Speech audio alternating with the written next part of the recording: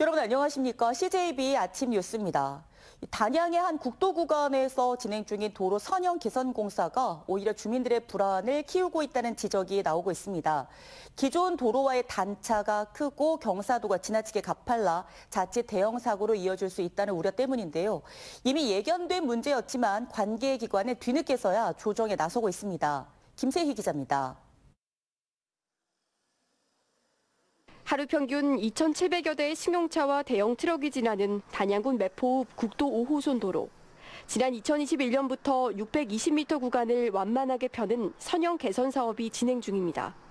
공정률은 83%로 연말 준공을 앞두고 있지만 인근 주민들과 화물차 운전자들의 불만이 잇따르고 있습니다. 신설 도로와 기존 도로 사이 단차가 성인 키보다 높은 1.8m 이상에 이르고 경사도도 최대 8.75%까지 높아졌기 때문입니다. 특히 좌회전 차량은 높은 경사로 인해 밀림 현상과 전도 위험까지 우려되고 있습니다. 지금 옛날같이 이리 경사가 돼도 그런데 그 끼면은 팔을 머리와 뒤에 적재함을 달고 있는 그 적재함 쪽에서 우리가 옛날에는 공간이 많았는데 공간이 얇게 되어 있어요. 그 들게 되면은 그 끼면은 앞바퀴가 들려요. 공중에 떠버려요. 이 같은 문제 제기는 이미 지난해부터 이어졌습니다. 하지만 이와 관련해 공사를 담당하는 충주국토관리사무소는 별다른 조치 없이 공사를 강행해왔습니다. 무엇보다 2020년 주민 설명회 당시 제시된 자료는 평면도 한 장뿐. 도로의 높낮이를 제대로 알 수 없었던 주민들과 단양군은 성토 작업이 시작된 지난해 11월에야 신설 도로를 확인하고 문제를 제기할 수 있었습니다.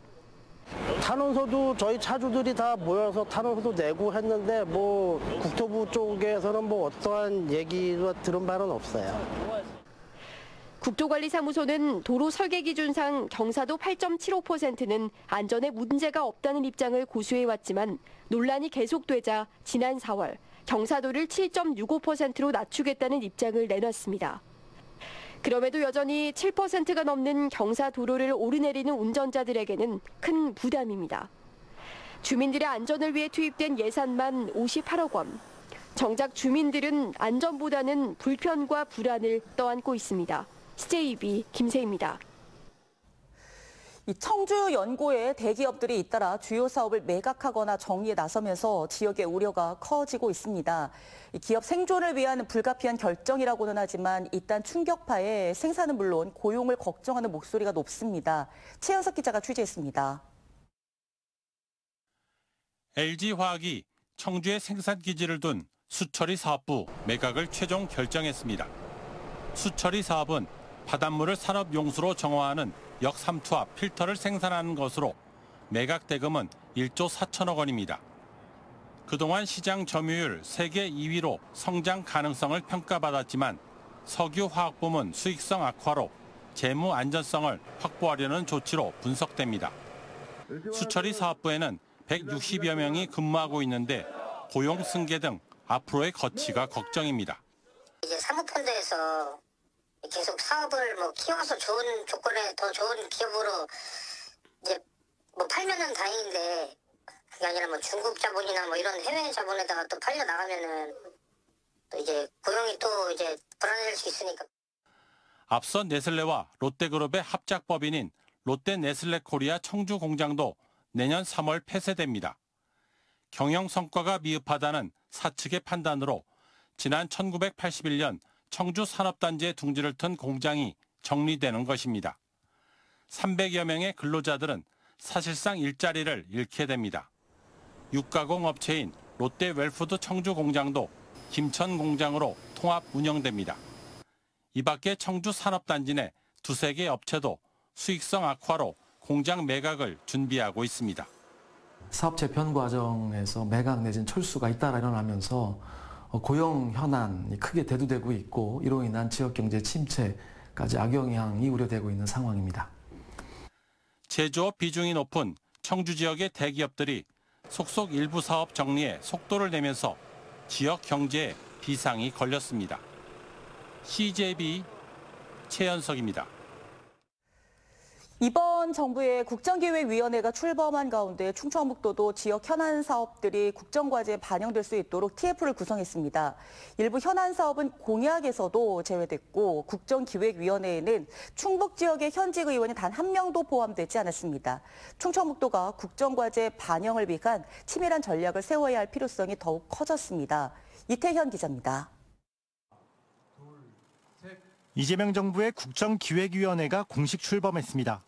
사실상 이번 정부의 인수위 성격으로 위원회는 7개 분과로 나뉘어 이재명 정부의 향후 5년간의 국정과제를 선정, 우선순위도 결정하게 됩니다.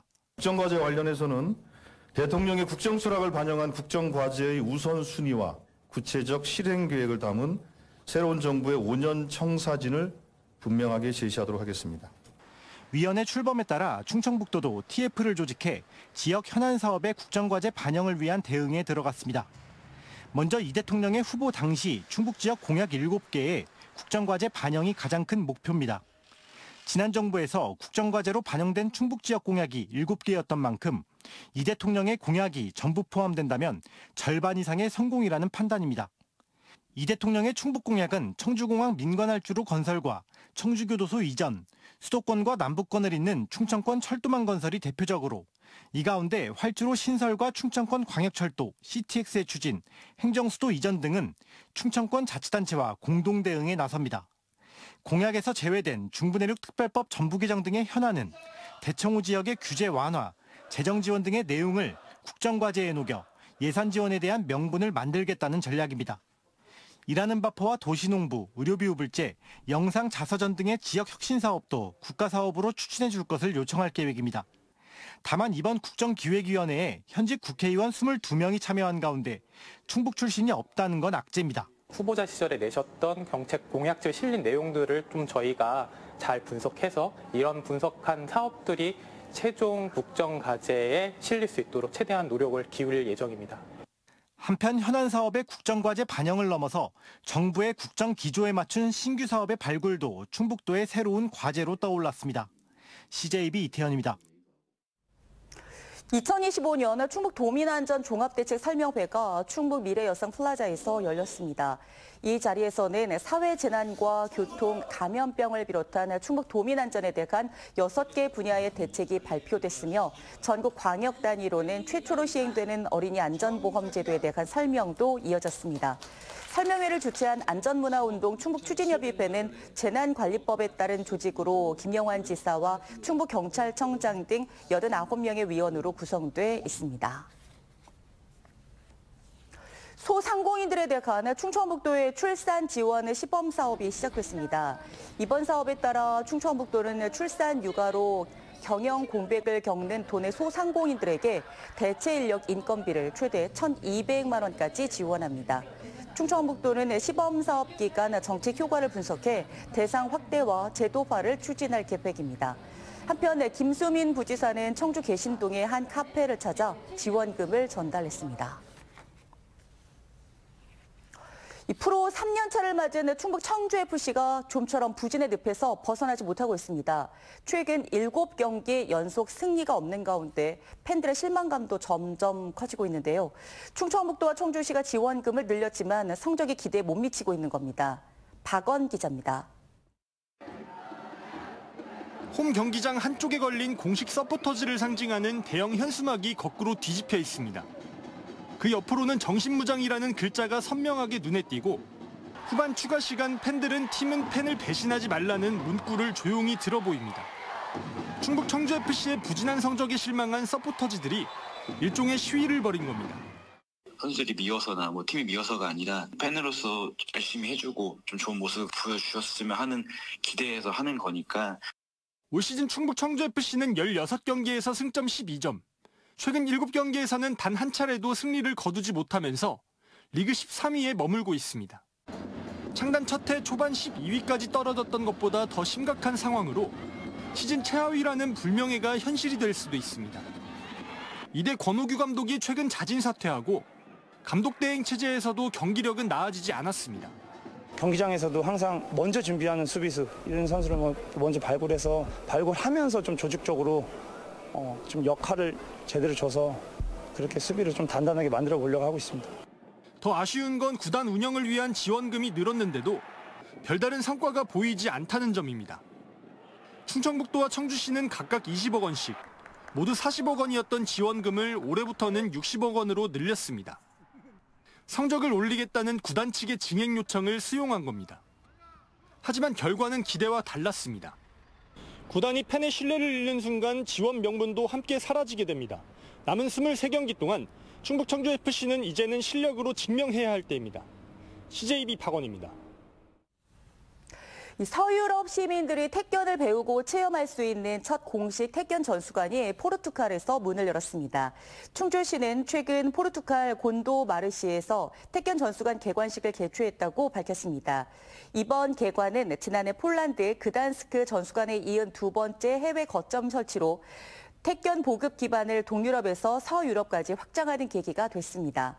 또한 14일과 15일에는 포르투갈 곤도마르시에서 2회 유럽 태권 대회도 개최돼 9개국 100여 명의 선수와 지도자가 참가했습니다. 제천에서 폐막한 2025 기계체조 아시아 선수권 대회에서 대한민국 대표팀이 금메달 3개와 은메달 7개, 동메달 4개를 수확하며 최초 강국으로서의 입지를 다졌습니다. 남자 주니어부 링 종목의 차예준, 도마에서 안대건 선수가 각각 금메달을 획득했고 여자 시니어부에서는 황서현 선수가 평균대 결승에서 금메달을 목에 걸었습니다. 국내 최초로 제천에서 개최된 이번 대회는 아시아 23개 나라 600여 명의 선수들이 참가해 수준 높은 경기를 선보였습니다. 2025 청원 생명축제가 이제 100일 앞으로 다가왔습니다. 청주시는 본격적인 홍보전에 돌입하는 등 지역의 대표 농산물 축제에 풍성하고 다채로운 행사를 알리는 데 주력했습니다. 장원석 기자입니다. 전통 홀레 의복을 차려입은 신랑과 신부가 2025 청원 생명축제를 홍보합니다. KTX 오송역을 찾은 시민들에게 청원 생명쌀과 홍보 전단을 나눠주며 100일 뒤 청주 오송 미래지 농촌 테마 공원에서 만날 것을 약속했습니다. 가족들이 함께 즐길 수 있는 재미있는 축제로 만들고자 합니다. 맛있는 먹거리, 재미있는 체험거리가 가득한 축제로 만들 계획입니다. 대전의 한 유명 제과점에서도 청주에서 열리는 지역 대표 농산물 축제와 청원 생명 브랜드를 알렸습니다. 청원 생명 축제가 있다고 하는데 이곳에 가서 꼭 저희가 농산물을 좀 한번 구매를 해보고 싶습니다. 지난해 청원 생명 축제는 흥행 돌풍이란 수식어를 얻으며 관람객 수 65만 명을 돌파했고 100여 개 농가가 역대 최고 판매액인 50억 원을 달성했습니다. 품질 높은 우수 농산물과 풍성한 먹거리, 볼거리, 즐길거리가 큰 역할을 했다는 평가입니다. 올해는 팜과 함께 펀이 피어나다라는 주제 아래 가족 단위 나들이객들을 위해 지난해 행사장 배치를 전면적으로 재편했습니다. 특히 머무르고 싶은 공간, 다시 오고 싶은 축제장을 목표로 꽃탑과 야관 경관 조명, 포토전 등 시각 컨텐츠를 강화했습니다. 2025 청원생명축제는 오는 9월 24일부터 열흘간 청주 오창 미래지 테마공원에서 열립니다. 해마다 수도권 등 다른 지역 관람객 수가 늘어나면서 올해도 역대 최대 관람객 수와 최고 판매액을 기대하고 있습니다. 청주시는 2025 청원생명축제 개막을 100일 앞두고 향후 수도권과 중부권을 중심으로 타 지역 방문 홍보와 전광판 광고 등에도 돌입할 예정입니다. CJB 장원석입니다. 충청북도가 2025 오송 화장품 뷰티 산업 엑스포의 성공적 개최를 위해 인도 튀르키예 주한 상공회의소와 업무 협약을 체결했습니다. 이들 국가는 K-뷰티의 신규 유망 수출 시장으로 이번 협약을 통해 엑스포 참가 외국 바이어 유치와 국내 중소기업의 해외 진출을 위한 네트워킹 강화를 추진합니다.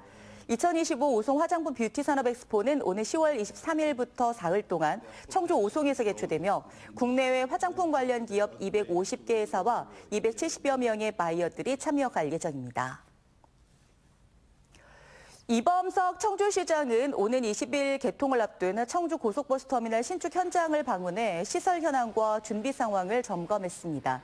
지난 5년간 진행된 청주 고속버스터미널 현대화 사업은 지하 7층, 지상 49층 규모로 들어섰으며 오피스텔과 근린생활, 공동주택, 판매시설 등을 갖추고 있습니다.